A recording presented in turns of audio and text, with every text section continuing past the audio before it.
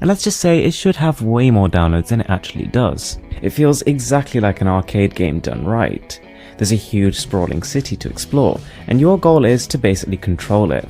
So you infiltrate different areas, defeating bosses, overtaking different gangs, and you use the money you earn to make buildings which exert your control.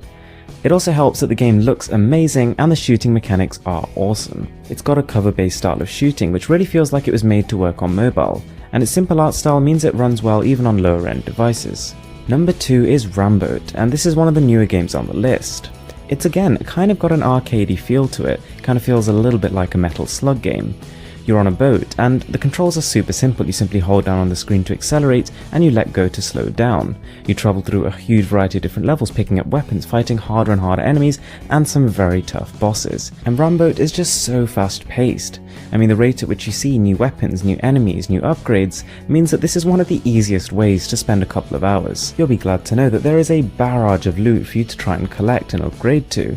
But unfortunately, like with most free-to-play games, the grind starts to get tricky and you are incentivized to make real-life purchases. So I'm not a huge fan of top-down shooters. Never have been, probably never will be, but Air Attack 2 has just really impressed me. It's set in a World War II era, it's got missions, objectives, upgrades, but more important than anything, the gameplay and graphics of this game are top-notch. Enemies die with a pretty satisfying explosion, and the entire world is destructible. So as well as firing forwards and watching the enemies in the air, you also need to look at the ground and destroy as much as you can, and you can see the damage you make. The game also keeps things interesting by switching up the different modes, and you even go into a gunner mode where you get a first-person shooter experience. Number 4 is Gunstrike 2.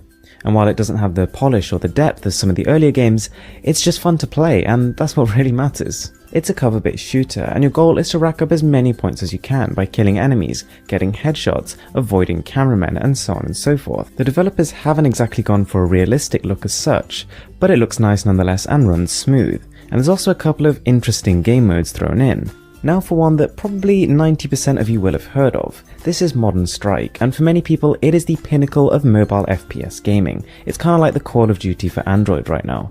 It's got slick presentation, smooth graphics, and killer gameplay. This isn't some cheap knockoff. Guns feel powerful, and the company's clearly invested a fair bit in their servers, because they're stable, there's no bugging, there's no people jumping from room to room, and it just feels really high quality. And just like any good shooter, there's a strong upgrade system, that incentive to keep you going.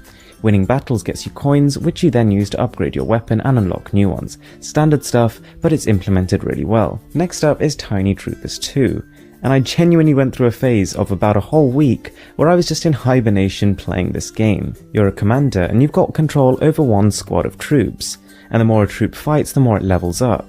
But the interesting thing about this game, what keeps things really tense, is that if a troop dies in battle, it's gone, finito, dead forever. You can use the money you've earned to make your current squad stronger, or you can hire out mercenaries to come and help you. Either way though, it's an awesome game. And then we have Critical Ops, which is kind of like a no-frills, no messing around online shooter. Within about 10 seconds of having downloaded the game, you could be in a match. It feels a bit more floaty, a little bit less realistic than games like Modern Strike, but at the same time it's harder. So I suppose in a sense this is kind of like a Call of Duty versus Counter-Strike situation. All upgrades are there as you'd expect, but the tree isn't exactly as detailed as with other titles. Nonetheless, the game is all about accessibility. So game number 8 is Rage Z.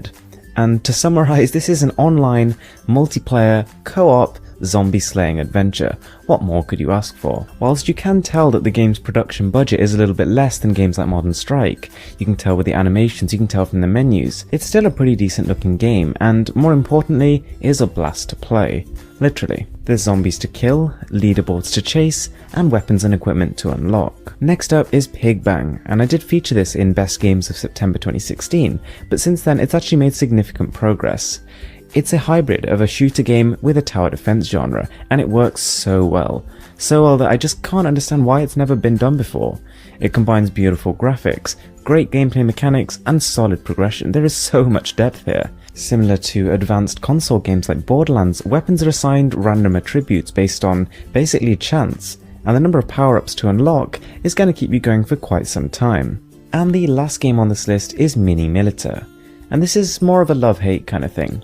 On the face of it, it's pretty poorly designed, the servers are not exactly the most problem-free, the game's graphics seem a little bit simplistic, and it's even a little bit buggy, but it's still so much fun. You're thrown into an arena with up to 12 other people, and you just rage all-out war on each other, and it's hilarious. So guys, that brings us to the end of my favourite 10 shooting games.